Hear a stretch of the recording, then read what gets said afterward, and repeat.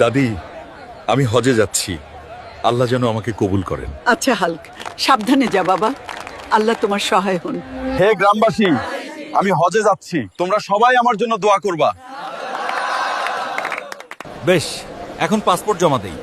হজের সময় যে এসে গেছে। ঠিক আছে, আপনার পাসপোর্ট দিন। শুভযাত্রা। দেখি, এত হাজির সাথে একসাথে যাত্রা করছি, আল্লাহ যেন সবার হজ কবুল করেন। আমিন ভাই, ইনশাআল্লাহ ভালোভাবে পৌঁছাবো। মক্কার মাটি, আমার স্বপ্ন সত্যি হলো। অন্য হাজিদের সাথে নেমে যাচ্ছি।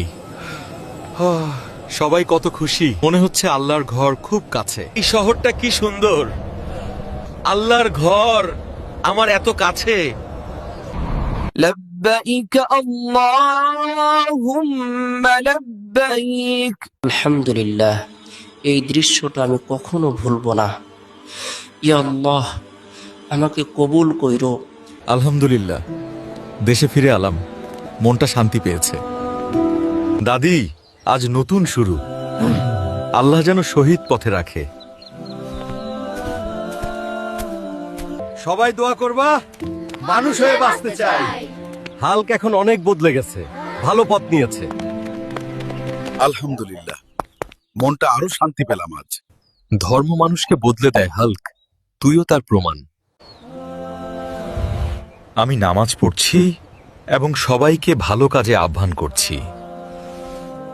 হাল্ক আগের থেকে অনেক চেঞ্জ হয়ে গেছে। ভালো কাজ করো, খারাপ কাজ কেউ কইরো না। নিজেদের জন্য নিজেদের কাজ করাই ভালো।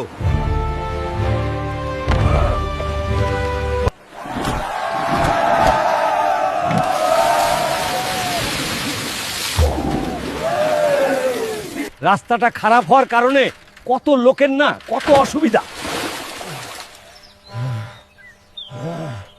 আমাদের কিছু করতে হবে।